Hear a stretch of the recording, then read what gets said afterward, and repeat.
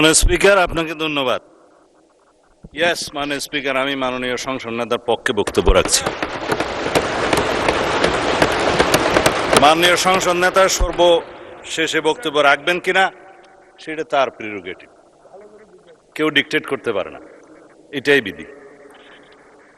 মাননীয় স্পিকার, বিসমিল্লাহির রহমানির রহিম। মাননীয় স্বরাষ্ট্রমন্ত্রী, আপনার সময় 40 মিনিট। আমি কেন বলছি, আমি বলবো 40 মিনিটে শেষ করবেন। জি মাননীয় স্পিকার, আপনি দয়া করলে আরো বাড়িয়ে দিতে পারেন। দয়াময় পরম দয়ালু আল্লাহর নামে। বিরোধী দল এটা চায়, এটা কিন্তু 72-এর সংবিধানে ছিল না মাননীয় স্পিকার। আমরা এটা চাই। শহীদ রাষ্ট্রপতি জিয়াউর রহমান এইটা সংবিধানে গ্রহণ করেছিলেন। মহান আল্লাহর উপর পূর্ণ আস্থা ও বিশ্বাস এই সংবিধানের মূলনীতি হইবে। আমরা এটা চাই। বিরোধী দল চায় কিনা জানি না। এটা পঞ্চম সংশোধনের মাধ্যমে শহীদ রাষ্ট্রপতি জিয়াউর রহমান সংবিধানের মূলনীতি এবং আর্টিকেল 8-এ রাষ্ট্র পরিচালনার মূলনীতিতে গ্রহণ করেছিলেন। এই দুই জায়গা থেকেই পঞ্চদশ সংশোধনের মাধ্যমে বিগত ফ্যাসিস্ট সরকার নির্মূল করে দিয়েছে। আমরা এটা পুনর্বহাল চাই। এগুলো ঐকমত্য কমিশনের এই গঠিত জুলাই সনদে থাকতে পারত। কোন রাজনৈতিক দলের আপত্তি ছিল, তারা রাখেন। এই জন্যেই আমি আমার পরের বক্তব্য বলবো, এখানে আসছি বিরোধী দল সংস্কার চায়, সংবিধানের সংশোধনী চায় না। পুনর্লিখিত সংবিধান কেউ কেউ চেয়েছিল, যারা বিদেশ থেকে আমদানি হয়েছিল বিভিন্ন সংস্কার প্রস্তাব সহকারে।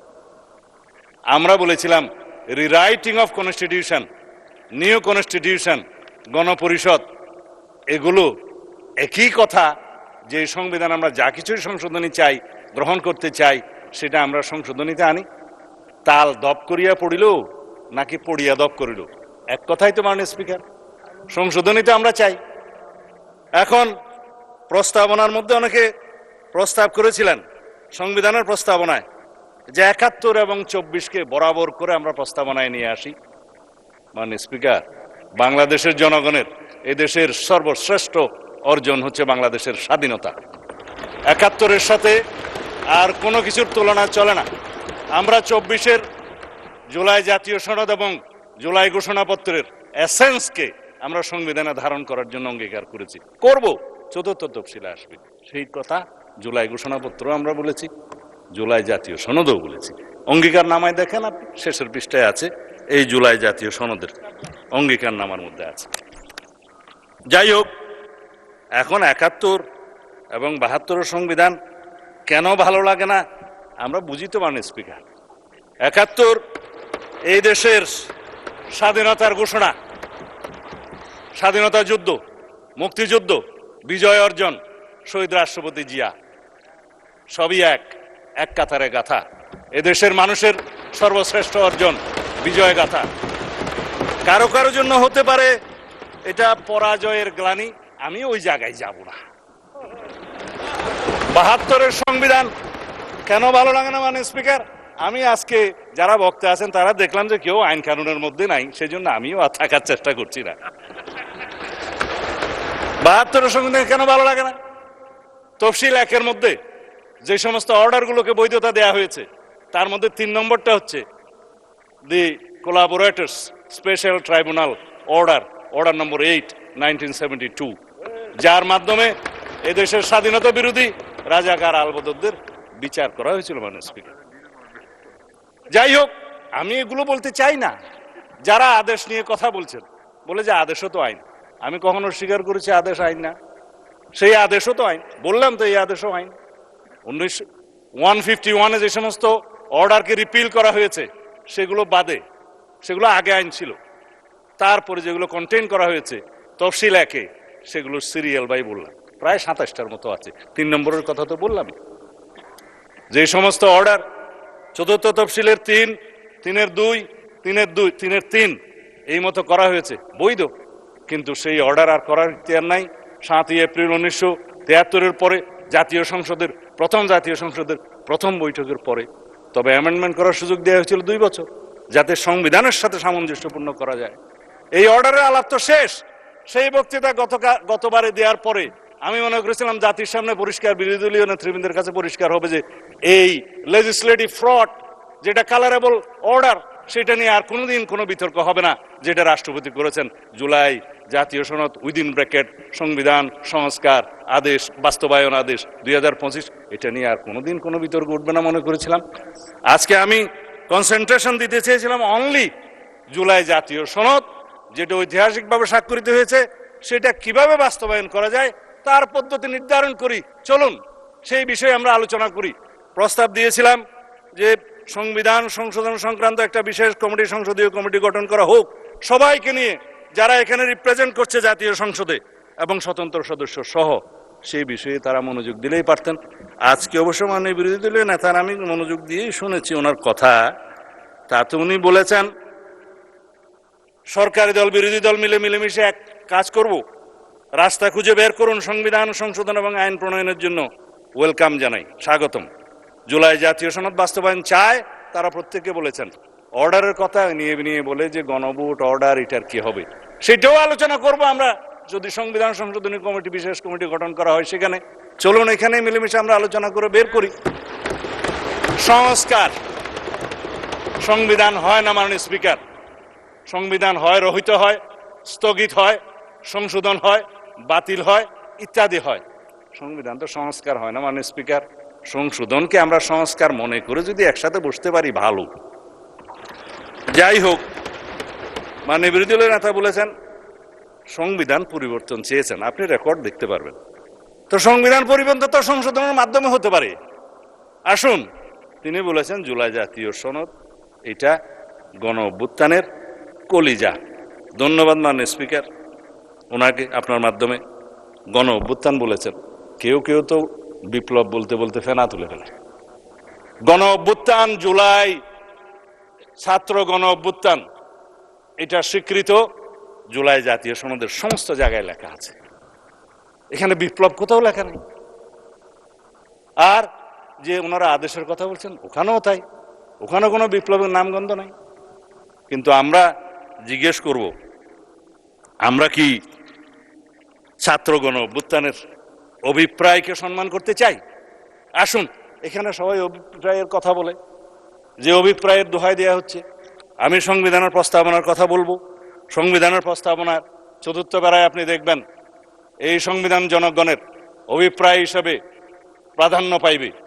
সংবিধানের 7 অনুচ্ছেদে আপনি দেখবেন এই সংবিধান জনগণের লেখা আছে যে রাষ্ট্রের সকল ক্ষমতার মালিক জনগণ। এই ক্ষমতা প্রয়োগ হইবে এই সংবিধানে প্রদত্ত অধীনে ক্ষমতা বলে, জনগণ যেভাবে চায়। আরেক জায়গায় আপনি দেখবেন এই সংবিধান হচ্ছে মানে সুপ্রিমেসি অফ দি কনস্টিটিউয়েন্সি বলতে যেটা বোঝায়, যে এই সংবিধান হচ্ছে প্রজাতন্ত্রের সর্বোচ্চ আইন। একজন আজকে আমাদেরকে সবক দিল যে এই পার্লামেন্ট নাকি সুপারিন না। আমি মাননীয় স্পিকার কি করবো বুঝতে পারছিলাম না। 1 নম্বর অনুচ্ছেদ এই সংবিধানের article 1, this Bangladesh is a unitary independent and sovereign republic. এবং এই সোভারেইন রিপাবলিকের সোভারেইন ক্ষমতার মালিক হচ্ছে আর্টিকেল 7 অনুসারে জনগণ। সেই জনগণের ক্ষমতাটা প্রয়োগ করে এই সংবিধানের অধীন এবং কর্তৃত্বে, সেই সংবিধানের অধীন এবং কর্তৃত্বে নির্বাচন কমিশন নির্বাচন দিয়েছে। সেই সোভারেইন জনগণ আমাদেরকে ভোট দিয়েছে, এই সোভারেইন পার্লামেন্টে পাঠিয়েছে। যার কারণে আমরা আজকে এখানে যা কিছুই আলাপ করব সেটা জুডিশিয়ারির বিরুদ্ধে সারাদিন যদি আমরা বলি, জুডিশিয়ারির কাছে এই কেউ এটা মামলা করার ক্ষমতা নাই, তাকেই বলা হয় সোভারেইন এখতিয়ার। এখন এই সোভারেইনটিকে যদি এক্সপ্লেন করার জন্য এখানে মাস্টারি করতে হয়, প্রফেসরি করতে হয়, মাননীয় স্পিকার আইন কখন প্রণয়ন করবো আর কখন ভাষণ দেবো। যাই হোক, এটাতে আমি আর যেতে চাই না। দেশনেত্রী বেগম খালেদা জিয়া কবরে প্রশান্তিতে শুয়ে আছেন।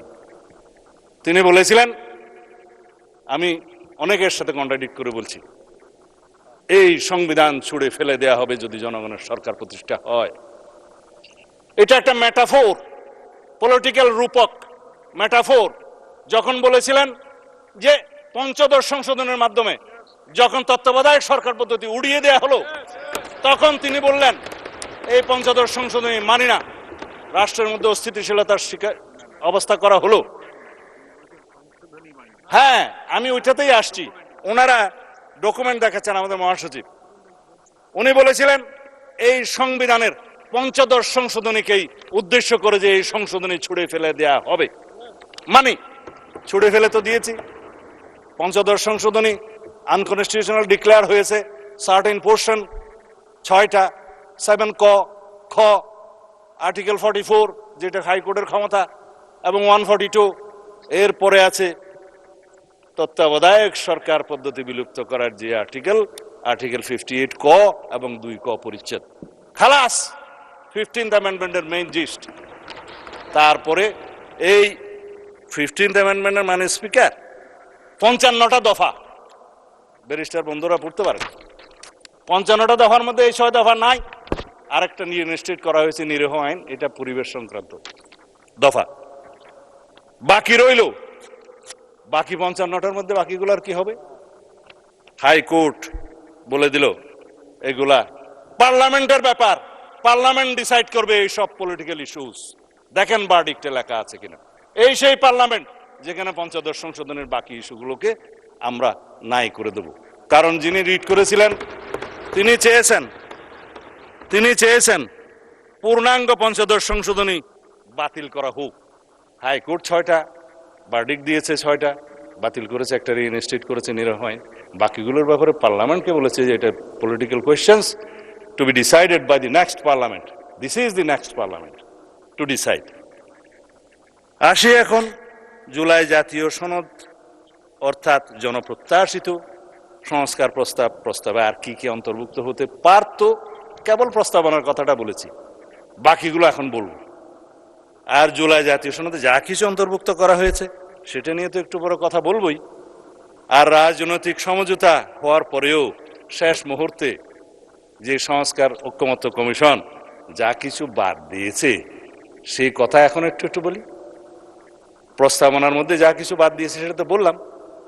রাষ্ট্র পরিচালনা মূলনীতি হিসেবে যেটা বললাম, মহান আল্লাহর উপর আস্থা এবং বিশ্বাস, পূর্ণ আস্থা এবং বিশ্বাস, ঐকমত্য হয়েছিল, লেখা হয় নাই সনদে। তারপরে মরহুম শেখ মুজিবুর রহমানের ছবি সংক্রান্ত যে অনুচ্ছেদ পঞ্চদশ সংশোধনীতে অন্তর্ভুক্ত করা হলো, আজকে এখানে অনেকে বক্তব্য দিলেন যে তাহলে তো ছবি টানাতে হয়।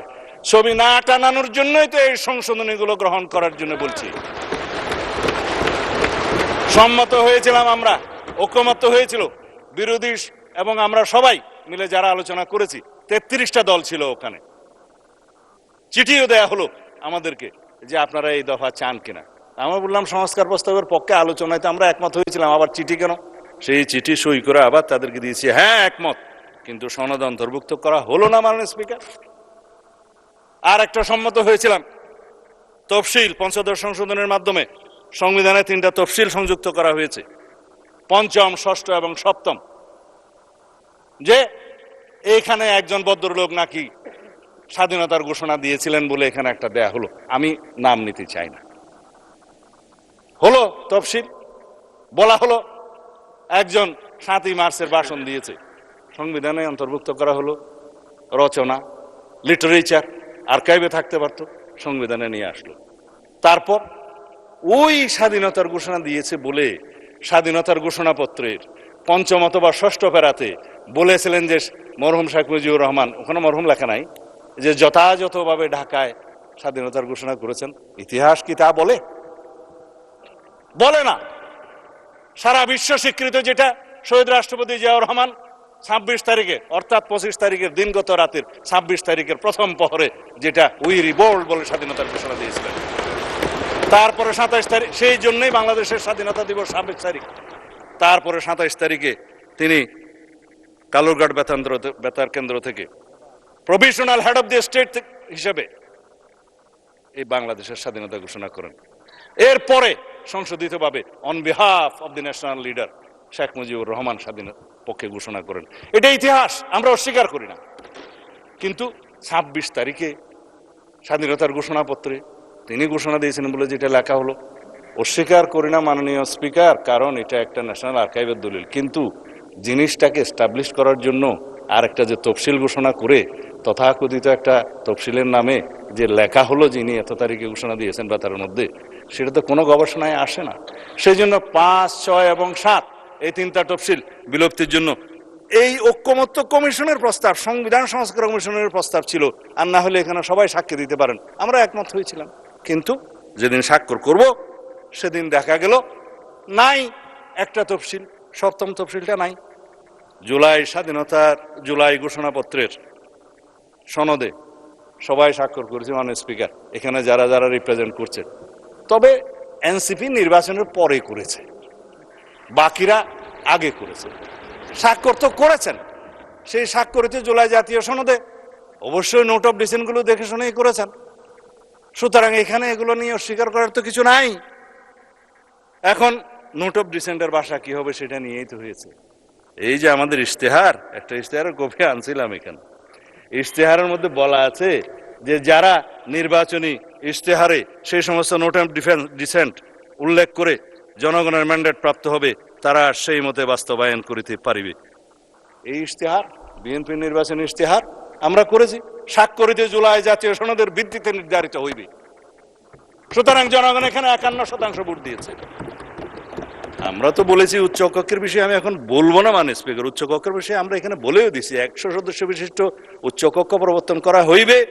রাজনৈতিক দলসমূহ নিম্ন কক্ষের অর্জিত আসন সংখ্যার আনুপাতিক হারে উচ্চ কক্ষে প্রতিনিধিত্ব করিবে। এই সেই আমরা তো ম্যান্ডেট পেয়েছি, এটা কনস্টিটিউশনাল ভোট। তারপরে আসে গণভোটের রায়, কেন মানবে না? অবশ্যই মানবে। গণভোটের ভোটটা তো একটা কালারেবল লেজিসলেশন, একটা যে লেজিসলেশনকে বলা হয় ফ্রড অন দি কনস্টিটিউশন, যে লেজিসলেশন করার ক্ষমতা প্রেসিডেন্টের ছিল না, সেটা পই পই করে বলেছি, সেটার উপরে গণভোট হয়েছে। তারপরও 4টার মধ্যে 3.5 কান প্রশ্নের মধ্যে আসি তো, যেটা আমাদেরকে জাতীয় প্রতারণার দলিল হিসেবে জোরপূর্বক এখানে ইম্পোজ করা হয়েছে, আমাদের উপরে আরোপ করা হয়েছে, শুধু সেইটুকু প্রশ্নের কথা বলেছিলাম। আমি বলেছিলাম সেই জুলাই আদেশটা, একটাকে আমি নাম দিচ্ছি জুলাই আদেশ, আর এটা হচ্ছে জুলাই সনদ। এই জুলাই আদেশের যে এতগুলো পৃষ্ঠা আছে, আমি বলেছিলাম যে আমার পড়তে লেগেছিল 3 ঘন্টা, জনগণ কয় ঘন্টা পরে এটার উপরে হা না ভোট দিয়েছে জানা নেই। 4টা প্রশ্ন দিল, আইনমন্ত্রীটি কি বলেছেন, 4টা প্রশ্নের একটা তফসিলে গিয়ে দেখা যায় সেখানে কোনো প্রপোর্শনের কথা বলা নাই, দফা 17। তার মানে এটি এনে দেওয়ার পর। সুতরাং এই গুজামেল দিয়ে একটা জনগণকে গণভোট দিতে বাধ্য করছে। আমরা তো মানবো। আসুন সেই আলাপগুলো আমরা সংবিধান সংশোধন কমিটিতে এসে করি, কোনটা কি করা যাবে। আপনারা সংস্কার বলছেন, আমরা বলছি সংশোধন। ঠিক আছে, আপনারা মনে মনে খুশি থাকলে অসুবিধা নেই সংস্কার নিয়ে, কিন্তু সংবিধান তো অ্যামেন্ডেড হবে, সংশোধিত হবে, এই সংসদেই হবে, এই জাতীয় সংসদেই হবে। অবশ্য যারা বিদেশ থেকে এসেছিলেন সংস্কার কমিশনে, তারা একটা আইডিয়া নিয়ে এসেছিলেন, মাননীয় স্পিকার, সেটা হচ্ছে ন্যাশনাল কনস্টিটিউশনাল কাউন্সিল, এনসিসি, জাতীয় সাংবিধানিক কাউন্সিল। যে ক্ষমতা তাকে দেয়া হয়েছিল, দেশে আর এক্সিকিউটিভ ব্রাঞ্চের দরকার ছিল না, প্রধানমন্ত্রীর কোনো ক্ষমতা নাই, সব সেই কাউন্সিলই করবে। আমরা অতঃপর বিতর্ক করে সেটা বের করে দিলাম। তারপরে বলল যে সাংবিধানিক যে সমস্ত নিয়োগ হবে সেখানে আলাপ করেন। আমরা বললাম নির্বাচন কমিশনের গঠন প্রণালী সম্পর্কে আমরা একমত, সাংবিধানিকভাবে সংবিধানে আনবে বিরোধী দল, সরকারি দল, মাননীয় স্পিকারের নেতৃত্বে, এবং একটা নিউট্রাল কমিটি করে সেটা করা হবে, আমাদেরই প্রস্তাব। এগুলো বাদে বলছি বাকি যে সমস্ত অর্গানাইজেশনের কথা বলছেন সংস্থা সাংবিধানিক, এগুলো আইন প্রণয়নের মাধ্যমে করা হোক, আমরা দ্বিমত করি নাই। তারা আপার হাউসের মধ্যে সংবিধান সংশোধনে নিয়ে যেতে চায়। আমরা বললাম আপার হাউস পৃথিবীর যে সমস্ত দেশে, উন্নত দেশে আছে, যেমন United states of America, senate, সেখানে 50টা অঙ্গরাজ্যে তাদের স্টেটের মধ্যে সরাসরি ভোটে সিনেটর নিযুক্ত হয়, তাদের ক্ষমতা থাকে, সাংবিধানিক ক্ষমতা থাকে, কমিটির ক্ষমতা থাকে, লেজিসলেশনের ক্ষমতা থাকে। আমরা পার্শ্ববর্তী দেশ ইন্ডিয়ার কথা জানি, কাউন্সিল অফ স্টেটস, ইন্ডিয়ান কনস্টিটিউশনের আর্টিকেল 80, তারা বলছে যে it is council of states, যেটা রাজ্যসভা নামে পরিচিত, তারা সরাসরি ভোটে নির্বাচিত নন, তাদের লেজিসলেশনের ক্ষমতা ইনডাইরেক্টলি দেয়া হয়, লোয়ার হাউসের মধ্যে আসে, আপার হাউসের থেকে প্রস্তাব আসে, কিন্তু লোয়ার হাউসে যারা ডাইরেক্টলি নির্বাচিত তাদেরই ক্ষমতা হচ্ছে চূড়ান্ত। মানে স্পিকার, একটা অনির্বাচিত বডি যেখানে জনগণ সরাসরি তাদের সার্বভৌম ক্ষমতা দেয়নি, সেখানে সার্বভৌম পার্লামেন্টের ক্ষমতাকে খর্ব করে আপনি সংবিধানের যেটা চূড়ান্ত আইন, রাষ্ট্রের সর্বোচ্চ আইন, সেটা সংশোধন করতে দিবেন, এটা ন্যায্য নয়। আমরা একমত হইনি। সেই প্রশ্নটাও গণভোটের মধ্যে কেন দিতে হলো? যাই হোক, এখন আমি সেই আলাপে যাব না। আমি শুধু অনেক কথাই এখানে বলে ফেলেছি। জনগণের অভিপ্রায়ের চূড়ান্ত অভিব্যক্তি রূপে সংবিধান হচ্ছে চূড়ান্ত আইন। সবাই অভিপ্রায়ের কথা বলেন, জুলাই গণ অভ্যুত্থানের, ছাত্র গণ অভ্যুত্থানের অভিপ্রায়ের কথা বলেন। আসুন, সে অভিপ্রায় হিসাবে জনগণের সে অভিপ্রায়কে চূড়ান্ত রূপ দিতে গেলে সংবিধানে আগে আনতে হবে। তারপরেই প্রথমবারের মতো যখন অভিপ্রায়কে সংবিধানে আনা হলো, তখন সেটা 4th of November 1972 সংবিধান হিসেবে পরিণত হলো এবং সেটা অভিপ্রায়ের অভিব্যক্তি হিসাবে, মানে প্রকাশ হিসাবে গৃহীত হলো। This is called constitution. এখন আমরা এই অভিপ্রায়কে, জুলাই ছাত্র গণ অভ্যুত্থানের অভিপ্রায়কে আমরা ধারণ করি, কনস্টিটিউশনে নিয়ে আসি, অভিপ্রায়কে মূল্যায়ন করি, অভিব্যক্ত করি, প্রকাশিত করি, তখন সেই অভিপ্রায়ের মূল্যায়ন হবে। আদারওয়াইজ এই অভিপ্রায় তো রাস্তায় মিছিল দিতে পারবেন, কিন্তু অভিপ্রায়কে সংবিধানে ধারণ করার জন্য এই পার্লামেন্টে আসতে হবে, অ্যামেন্ডমেন্ট নিয়ে আসতে হবে। সেই অভিপ্রায়গুলোকে আমরা ধারণ করব। আমরা সম্মান করি জুলাই ছাত্র গণ অভ্যুত্থানের আবেগকে, আমরা সম্মান করি তাদের আকাঙ্ক্ষাকে, শহীদের স্বপ্নকে। সে অভিপ্রায়কে আমরা ধারণ করার জন্য তো সংবিধান সংশোধন করতে চাই, মাননীয় স্পিকার। যাই হোক, এখন যারা শহীদ রাষ্ট্রপতি জিয়াউর রহমানের 5ম সংশোধনী কথা বললেন, 2 লাইন না বললে রেকর্ডে থেকে যাবে, সেই জন্যই বলি। 5ম সংশোধনী যেভাবে উড়িয়ে দেওয়া হয়েছে, একইভাবে 3য় সংশোধনী তত্ত্বাবধায়ক সরকার বিল উড়িয়ে দেওয়া হয়েছিল। আমি বলি ইনজাস্টিস খায়রুল হক, সরি, এটা unconstitutional word, I withdraw. এই জাস্টিস খায়রুল হক 3য় সংশোধনী উড়িয়ে দিলেন এবং কিছু অবজারভেশন দিলেন যে পার্লামেন্ট মে কনসিডার বলে, শ্যাল বলতে পারে না, যেহেতু judiciary cannot dictate the sovereign parliament. এইখানে again sovereignty of the parliament প্রমাণিত। জুডিশিয়ারির হাত এখানেই সীমাবদ্ধ যে এই সুভারেইন লেজিসলেচারকে, পার্লামেন্টকে ডিকটেট করতে পারে না, সাজেস্ট করতে পারে। এবং এখানকার পাশকৃত যে কোনো অ্যামেন্ডমেন্ট, আইন, সংবিধান হোক আর যাই হোক, ইন্টারপ্রিট করতে পারে একজন ব্যারিস্টার সদস্য বলেছেন। হ্যাঁ, supreme court is the guardian of the constitution, interpret করতে পারে কনস্টিটিউশনের, এবং ইন্টারপ্রিটের পরে যদি মনে হয় যে এটা তাদের বিবেচনায় আনকনস্টিটিউশনাল কোনো বিধান, ডিক্লেয়ার করতে পারে আল্টা বায়াস দ্য কনস্টিটিউশন, এবং নাল এন্ড ভয়েড যাই হোক, যে ভাষাই হোক, করতে পারে। ওইখানেই সীমাবদ্ধ। কিন্তু পার্লামেন্ট সেইটার অনুবলে তারা বলতে পারে না যে পার্লামেন্টকে এই এনাক্টমেন্ট নিতে হবে। আমাদেরকে এখনো সেই জন্য বলি, তত্ত্বাবধায়ক সরকার বিল আমাদেরকে এখানে গ্রহণ করতে হবে, মাননীয় স্পিকার। 3য় সংশোধন বিলের মাধ্যমে জাজমেন্টকে তো তাই বলতে হবে, জুডিশিয়ারিকে তাই বলতে হবে।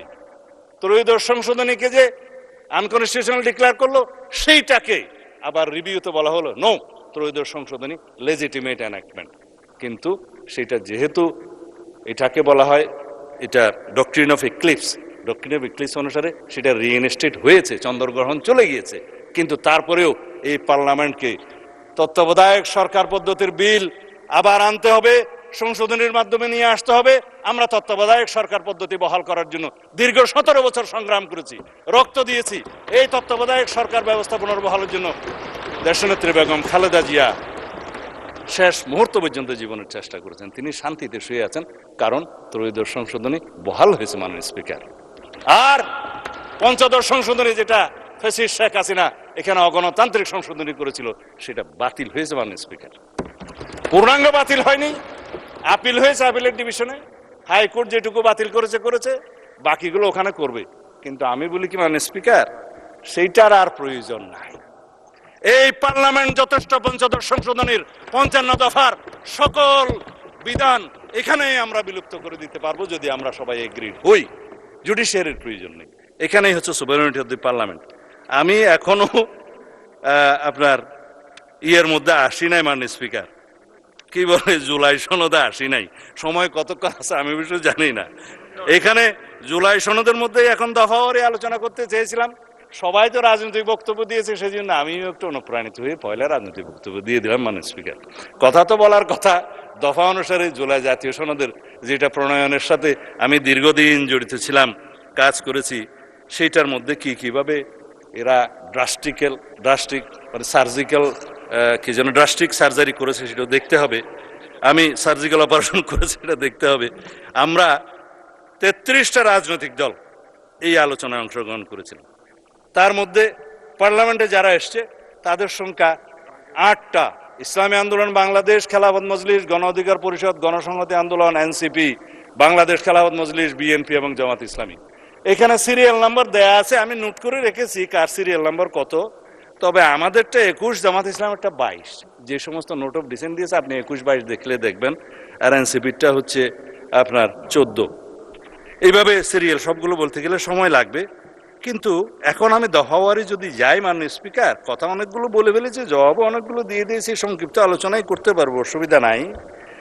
দফা 3-এর মধ্যে এইখানে প্রথম দফাতে ঐক্যমত উপনীত হওয়া বিষয়সমূহ সংবিধান সংশোধন সাপেক্ষে বলা আছে। আইনমন্ত্রী বলেছে 47টা দফা আছে ওর মধ্যে, আরো দফা থাকতে পারত যেগুলো তারা ঐক্যমত হওয়ার পরেও ইনক্লুড না করে একটা ষড়যন্ত্র করেছে আমি বলবো। কিন্তু আর যেগুলো ঐক্যমত হয় নাই সেরকমও কোনো বিষয় বাদ দিয়েছে, যেমন তফসিল। এখন বলেছে সংবিধান সংশোধন সংক্রান্ত দফা 3, যে দফাগুলো নিয়ে শুধু আলোচনা করা দরকার, সংক্ষিপ্ত আলোচনা শুধু ওখানেই করব, বাকি দফাগুলো ছেড়ে দেবো মাননীয় স্পিকার। এখানে সংবিধান সংশোধনের বিষয়টা উচ্চ কক্ষে নিয়ে যাওয়ার বিষয়টা হয়েছে, সেটা আমি ইতিমধ্যেই বলে দিয়েছি, আমি আর রিপিট করব না সময় বাঁচানোর জন্য, যে উচ্চ কক্ষে সংবিধান সংশোধনী বিল যেতে পারে না। কেন পারে না তাও বলেছে। দফা 4, সংবিধানের 7 ক এবং খ আমরা বিলুপ্তির পক্ষে, এখনো বিলুপ্তির পক্ষে। এখানে অবশ্য 3টা দল নোট অফ ডিসেন্ট দিয়েছে, আমরা না। সেটা কারা কারা দিয়েছে জানি না, তবে মেন দলের মধ্যে না, তারা পার্লামেন্টে আসে নাই বলে তাদের নাম আমি উল্লেখ করছি না। এই 7 খ এবং খ কি? ফ্যাসিস্ট আওয়ামী লীগ সরকার, ফেসিবাদী আওয়ামী লীগ সরকার বলেছিল এই সংবিধানের বিরুদ্ধে কিছু কিছু কথা বললে, যা বললে মৃত্যুদণ্ড হবে এবং সর্বোচ্চ সাজা দেয়া হবে ইত্যাদি, রাষ্ট্রদ্রোহিতা হবে।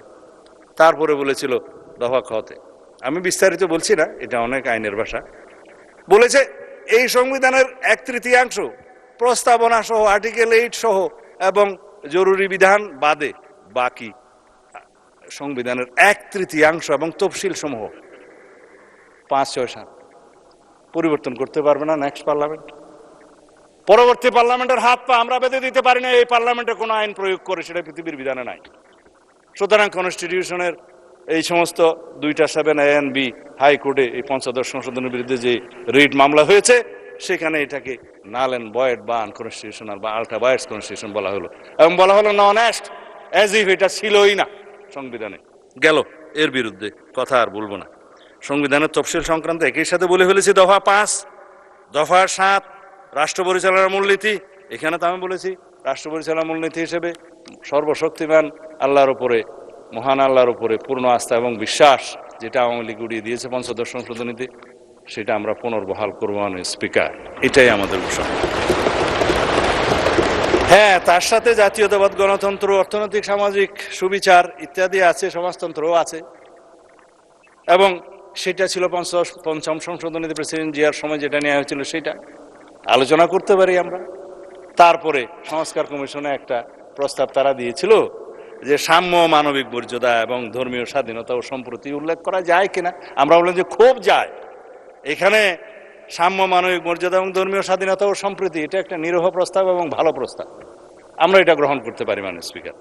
রাষ্ট্র পরিচালনার, রাষ্ট্রপতির ক্ষেত্রে রাষ্ট্রপতি নির্বাচনে আমরাই বলেছি যে উচ্চ কক্ষ গঠিত হলে উচ্চ কক্ষ এবং নিম্ন কক্ষ উভয় কক্ষের সংখ্যাগরিষ্ঠ ভোটে নিরপেক্ষভাবে রাষ্ট্রপতি নির্বাচন হবে, আমাদের প্রস্তাব, আমরা এগুলো গ্রহণ করতে পারি। এবং রাষ্ট্রপতির ক্ষমতা ও দায়িত্বের মধ্যে আমরা চেক অ্যান্ড ব্যালেন্স করতে পারি, সেটা আমাদের প্রস্তাব। এটা দফা 11। হ্যাঁ, দফা 14 নিয়ে কথা বলতে চেয়েছিলাম মাননীয় স্পিকার। আমি ধন্যবাদ জানাই আজকের সংসদ নেতা মাননীয় প্রধানমন্ত্রী জনাব তারেক রহমানকে। তিনি সরাসরি নির্দেশনা দিয়েছিলেন প্রধানমন্ত্রীর মেয়াদ 10 বছরের বেশি হতে পারবে না। যদিও গভর্নমেন্ট ইন ওয়েটিং হিসাবে তিনি জানতেন বাংলাদেশের জনগণ দেশনেত্রী বেগম খালেদা জিয়া তখন জীবিত, হয় তাকে অথবা কোনো কিছু হলে তার বর্তমানে আমাদের নেতা জনাব তারেক রহমানকে প্রধানমন্ত্রী এই দেশের মানুষ বানাবেন। জেনে শুনেও তিনি বলেছেন নো, 10 বছরের বেশি কোনো প্রধানমন্ত্রীর মেয়াদ হতে পারবে না, যত মেয়াদেই হোক যতবারই হোক সংবিধান সংশোধন করেন। আমি প্রস্তাব দিয়েছিলাম ঐক্যমত্য কমিশনে, সবাই রাজি হয়েছে, কোনো নোট অফ ডিসেন্ট নাই। কেননা আমরা চাই না ব্যক্তিতান্ত্রিক স্বৈরতান্ত্রিকতা, দলতান্ত্রিক স্বৈরতান্ত্রিকতা, এখন আয়কতান্ত্রিক রাষ্ট্র ব্যবস্থা বা একদলীয় রাষ্ট্র ব্যবস্থার এবং পার্লামেন্টারি স্বৈরাচারের কোনোদিন আর উৎপাত না হোক, উৎপত্তি না হোক, এখানেই শেষ। সেটাকে আপনারা প্রশংসা করবেন না, আমি মনে করছিলাম বিরোধী দল থেকে হাততালি পাবো। একবার তো দিবেন, টেবিল চাপড়ায় দেন।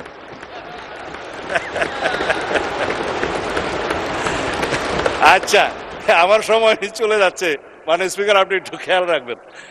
প্রধানমন্ত্রী একই সাথে লিডার অফ দি হাউস হতে পারবেন কি পারবেন না প্রশ্ন উঠছে, দলীয় প্রধান হতে পারবে কি পারবে না প্রশ্ন উঠছে। দফা 15 এই জুলাই জাতীয় সনদের এখানে কিছু কিছু নোট অফ ডিসেন্ট দিয়েছে। তো এখানে আমার মনে হয় আমরা যেটা দিয়েছি যে প্রধানমন্ত্রী ট্রেডিশন মাফিক, এটা decorative, leader of the house, এটা কোনো মন্ত্রিত্ব না, হাউসকে লিড করতে হয়, ডিসিশন দিতে হয়, সেটা থাকতে পারে। জামাত ইসলামের বন্ধুরা বলছিলেন হ্যাঁ এটা বোধহয় থাকা যায়, তবে দলীয় প্রধান বোধহয়, আমরা বললাম যে দলীয় প্রধান থাকলে পৃথিবীর বিভিন্ন দেশে ডেমোক্রেটিক প্র্যাকটিস, শুধুমাত্র দলীয় প্রধান হওয়ার কারণে কি তার প্রধানমন্ত্রী তো হওয়াটা হরণ করা যায়? সেটা তার ডেমোক্রেটিক রাইট। সুতরাং আমরা বলেছি দলীয় প্রধান প্রধানমন্ত্রী হবেন কি হবেন না সেইটা তার রাইট, তার ডেমোক্রেসির উপর, গণতান্ত্রিক অধিকারের উপর হস্তক্ষেপ করা যাবে না। সুতরাং আমরা নোট অফ ডিসেন্ট দিয়েছি। আশা করি আপনারা হাততালি না দিলেও মোটামুটি সম্মত থাকবেন। যাই হোক, তারপরে তত্ত্বাবধায়ক সরকার ব্যবস্থার মধ্যে 21টা দফা আছে, মানে স্পিকার দফা নম্বর 16। এখানে এই 21টা দফার মধ্যে আমরা তো সবাই বললাম তত্ত্বাবধায়ক সরকার পদ্ধতি আমরা গ্রহণ করতে চাই। এই জন্যই দীর্ঘ 17 বছর আমরা আন্দোলন সংগ্রাম করেছি, রক্ত দিয়েছি, জীবন দিয়েছি। কিন্তু গঠন প্রণালী নিয়ে 2-1টা দফায় বিরোধী দলীয় বন্ধুদের সাথে আমাদের একটু আলোচনা প্রয়োজন। আমরা বলেছি সবাই মিলে তত্ত্বাবধায়ক সরকার পদ্ধতি আমরা গঠন করব, কিন্তু রাষ্ট্রপতি যে লাস্ট অপশন আছে, রাষ্ট্রপতিকে আমরা তত্ত্বাবধায়ক সরকারের প্রধান উপদেষ্টা হওয়ার আর সুযোগ দিতে চাই না, আমাদের প্রস্তাব। কিন্তু সর্বশেষ পদ্ধতি হিসাবে জুডিশিয়ারিকে বাদ রেখে আর কোনো বিকল্প প্রস্তাব আমরা নিতে পারি কি না সেটা আমরা জাতীয় সংসদে আলাপ আলোচনার মধ্য দিয়ে বের করব। এখানে ওনারা একটা ভোটিং ব্যবস্থা করতে বলেছিলেন, এটাকে কি একটা যেন ভোট বলা, আমি ভুলে গেছি, হ্যাঁ কি একটা ভোট যেন বলেছিল এটা আর কি, হ্যাঁ র্যাঙ্ক চয়েস ভোট। আমরা যে র্যাঙ্ক চয়েস ভোটের মধ্যেও গাফলতি আছে।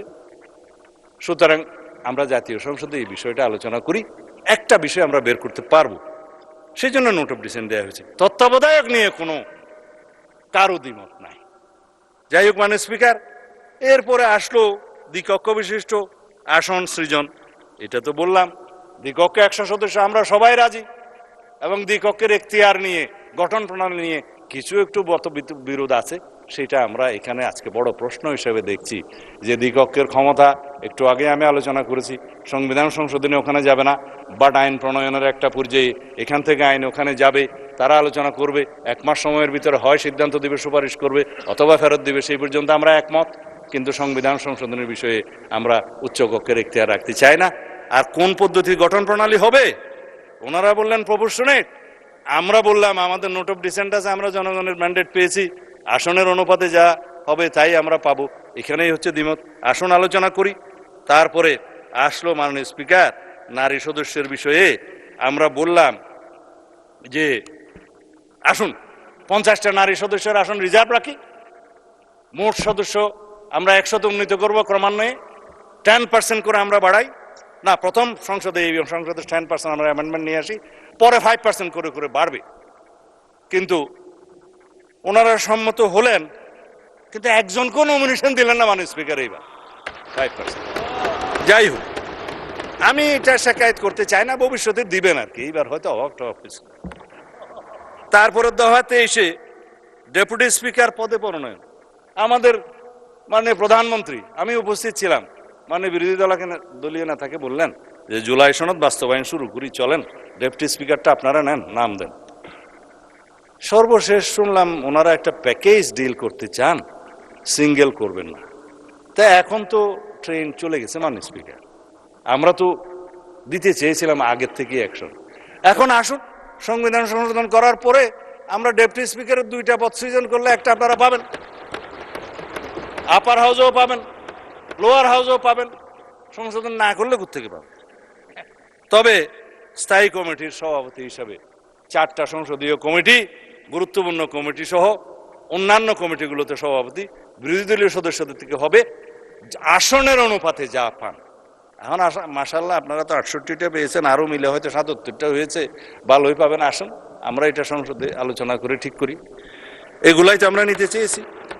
এবং 70 দফা 70 অনুচ্ছেদ জাতীয় সংসদের, এইটা নিয়ে আমাদের মাননীয় সংসদ সদস্যগণ খুবই উৎফুল্ল। আজকে আমি আমাদের মাননীয় সদস্যকে বলছিলাম যে যা মন চাই বলেন, আজকে 70 বিধি আপনার জন্য উন্মুক্ত, কারণ এখানে নাই।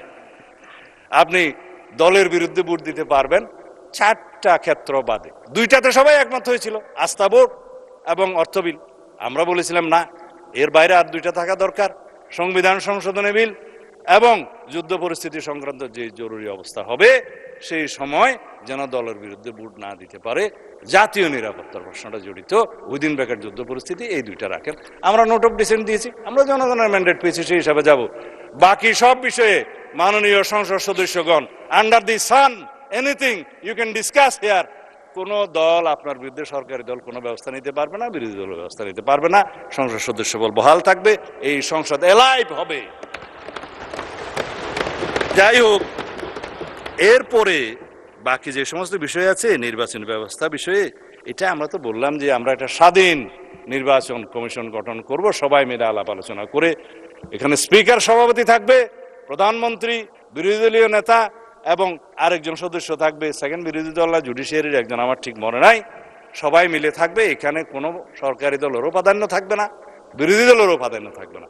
এমন একটা নির্বাচন কমিশন আমরা গঠন করব যে নির্বাচন কমিশনকে নির্বাচনকালীন সময়ে কেউ আর প্রভাব বিস্তার করতে পারবে না। আমাদেরই প্রস্তাব ছিল এই যেগুলা বলে সাংবিধানিক সংস্থাসমূহে নিয়োগের ক্ষেত্রে যে এনসিসি করার কথা ছিল, আমরা যে এনসিসি লাগবে না, আসুন এটা এখানেই আনি। তারপর অন্যান্য সাংবিধানিক কিছু প্রতিষ্ঠানের বিষয়ে কথা বলা হয়েছে। আমরা বললাম যে এটা আমরা স্ট্রং আইন করি, শক্তিশালী আইন প্রণয়নের মধ্য দিয়ে সেগুলো আমরা ব্যবস্থা নেব। বিচার বিভাগের কথা মাননীয় স্পিকার কি বলবো, এখন বিচার বিভাগের কথা বললে তো অসম্ভব ব্যাপার। প্রধান বিচারপতি নিয়োগের ক্ষেত্রে আমরা বলেছিলাম একটা অপশন থাকুক, যাতে আর কোনোদিন আগের মতো যে আমাদের এক্সপেরিয়েন্স হয়েছে যে কি যেন এটা শপথবদ্ধ রাজনীতিবিদদেরকে আমাদের আর যেন দেখতে না হয়।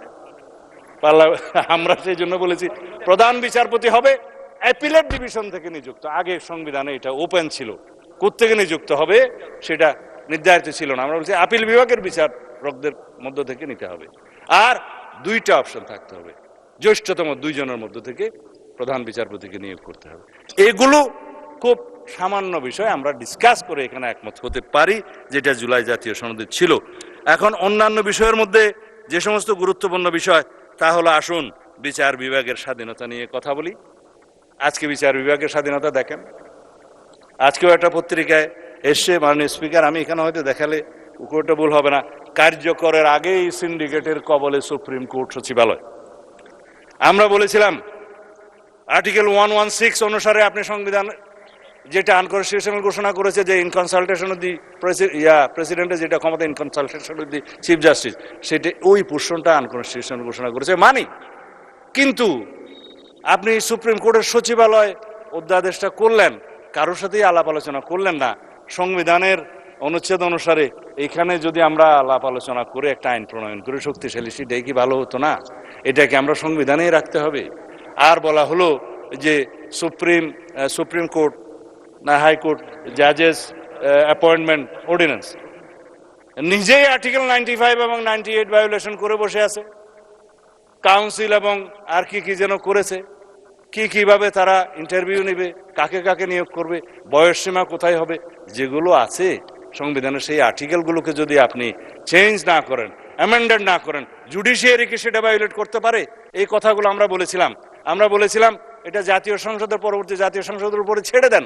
আমরা সেখানে আলাপ আলোচনা করে আইন প্রণয়ন করে তারপরে সেই অ্যাপয়েন্টমেন্ট এনাক্টমেন্টটা আনবো এবং সুপ্রিম কোর্টের এই যে সচিবালয় আইনটা আনবো। এখনো আমরা প্রতিশ্রুতিবদ্ধ, আমরা সুপ্রিম কোর্টের সচিবালয় আইন এবং বিচারক নিয়োগ আইন এই পার্লামেন্টে ইনশাআল্লাহ আমরা আলাপ আলোচনার মধ্যে দিয়ে পাশ করব। আমরা complete independence of the judiciary আমরা চাই, বাট সুপারিনিটি অফ দি জুডিশিয়ারি আমরা চাই না। সার্বভৌম একটাই, সার্বভৌম জনগণ, সার্বভৌম এই কান্ট্রি, সার্বভৌম এই হাউস অফ দি পার্লামেন্ট। আর কোনো সার্বভৌম অথরিটি থাকতে পারে না, কোথাও না কোথাও অ্যাকাউন্টেবিলিটি থাকতে হবে। মাননীয় সদস্য, আপনার সময় শেষ। আপনি কি আরো বলতে চান? আচ্ছা, 3 মিনিট সময় বাড়িয়ে দেওয়া হলো আপনাকে। যাই হোক, আমার তো ফ্লুটাই নষ্ট হয়ে গেল। আমার স্পিকার, এখন আমি আর কি বলতাম? যদি আপনি 3 মিনিটে শেষ করেন। সময় দেন তাহলে 5 মিনিট দিতে পারেন, আমি একটু সাম আপ করি। আচ্ছা, 5 মিনিটে বলেন, শেষ করেন। আচ্ছা, মানে স্পিকার এখন থেকে কোনো, যাই হোক, আমি আর এই সমস্ত জায়গার মধ্যে যাব না, সময় শেষ। আর আইন, অধ্যাদেশ, বিধি বিধান এগুলো প্রণয়নের মাধ্যমে এইখানকার 47-এর পরে বাকি যা কিছু আছে জুলাই সনদের সবকিছু বাস্তবায়ন করা যাবে। আইন নিয়ে, কানুন নিয়ে, বিধিবিধান নিয়ে সংবিধান, এইখানে তো সংবিধান পরিবর্তন করতে হবে না। সুতরাং এই পার্লামেন্টে আমরা আলোচনা করবো মাননীয় স্পিকার। সুতরাং এই জুলাই জাতীয় সংসদের, জুলাই জাতীয় সনদ 2025-এর সকল দফা এবং অঙ্গীকারনামা শতভাগ আমরা পরিপূরণ করতে অঙ্গীকারাবদ্ধ, প্রতিশ্রুতিবদ্ধ। এখন 7 খণ্ড রামায়ণ পরে যদি সকালবেলা আমার বন্ধুরা বলেছে সেটা কারবার, সেই অবস্থায় হয়ে যাচ্ছে। কোথায় জুলাই আদেশ আর কোথায় জুলাই সনদ? আমরা জাতিকে পরিষ্কার করতে চাই, জুলাই জাতীয় সনদ 2025 যেটা স্বাক্ষরিত হয়েছে, যেটা ঐতিহাসিকভাবে স্বাক্ষরিত হয়েছে, সকল বন্ধুরা স্বাক্ষর করেছেন, সেই স্বাক্ষর নোট অফ ডিসেন্ট সহ এনসিপি অবশ্য পরে করেছে, নির্বাচনে করেছে তো বটে, সেটা আমরা বাস্তবায়ন করতে চাই। যেটা বলছে যে জুলাই আদেশ ইট ইজ নো অর্ডার, এটা লেজিসলেটিভ ফ্রড, এটা কালারেবল লেজিসলেশন, এটা ফ্রড অন দি কনস্টিটিউশন, সেটা কোনো অর্ডার নাই। আমার এক বন্ধু বললেন রাষ্ট্রপতিকে আমি ফোন করতে পারি কিনা। আপনিও তো ফোন করতে পারেন। কে বলছে রাষ্ট্রপতির সাথে জনগণ কথা বলতে পারবে না? এটা তো এমন বিষয় না যে রাষ্ট্রপতির সাথে আমরা কথা বলতে পারবো না। দেশেরই তো রাষ্ট্রপতি, আপনারা তো তার কাছেই শপথ নিয়েছেন এক সময়, কেউ কেউ উপদেষ্টা হিসাবে। আমরা মাননীয় স্পিকার এখানে সংবিধান মেনে এসছি। জিজ্ঞেস করুন প্রত্যেকটা সদস্যকে, তারা যে ফর্মে শপথ নিয়েছে, এটা 148 অনুচ্ছেদ অনুসারে, 3য় তফসিল অনুসারে ছাপানো শপথ। যার কাছে শপথ নিয়েছে সংবিধান অনুসারে, তার কাছে শপথ নেওয়ার কথা। যার কাছে স্পিকার, ডেপুটি স্পিকার নাই, প্রধান নির্বাচন কমিশনের শপথ নিয়েছে। এটাও এখানে আমরা সংবিধান মেনে এসছি। আমরা এখানে এসছি, এই সংসদে সেশন ডিক্লেয়ার করেছে রাষ্ট্রপতি, এটাও সংবিধান অনুসারে এখানে রাষ্ট্রপতি ডিক্লেয়ার করেছে, স্থান নির্ধারণ করেছেন। 73 অনুচ্ছেদ অনুসারে তিনি এখানে ভাষণ দিয়েছেন, এগুলো সংবিধান অনুসারে এসছেন। আমরা যে রাষ্ট্রপতির ভাষণের উপরে আজকে আলোচনা করছি, এইটাও তো সংবিধান মেনে আলোচনা করছি মাননীয় স্পিকার। সবকিছুতেই আমরা সংবিধান মানছি, আর এখন সংবিধান ভালো লাগে না, এই বক্তৃতা মাননীয় স্পিকার শুনতে চাই না। আমার সময় কি শেষে আরো আছে তো মাননীয় স্পিকার, 1 ঘন্টা 1 মিনিট 55 সেকেন্ড আছে। শুনলেও কি আর না শুনলেও আমি বলে যাই। তারপর মাননীয় স্পিকার, কথা হচ্ছে সংবিধান যেখানে যেখানে সুবিধা সেখানে সেখানে মানলাম। সংবিধান মানতে মানতে সাংবিধানিক উঠে নির্বাচিত হয়ে এখানে আসলাম, সাংবিধানিকভাবে শপথ নিলাম, সাংবিধানিকভাবে এখানে আলোচনা করছি, সাংবিধানিকভাবে এমপি হয়েছি এবং সংবিধান অনুযায়ী এখানে আলোচনা করছি, সমস্ত কিছু রুলস এন্ড প্রসিডিওর মানছি। আর এখানে বলছে যে সংবিধান কি জনগণের অভিপ্রায়ের উপরে? ইয়েস, সংবিধানে জনগণের অভিপ্রায়কে ধারণ করার জন্যই আমাদেরকে সংবিধান, আমরা সেই অভিপ্রায়কে সম্মান করার জন্য সংবিধানের মাননীয় স্পিকার সুবিধা করতে পারলাম না এত ষড়যন্ত্রের মধ্যে। আপনাকে অনেক ধন্যবাদ।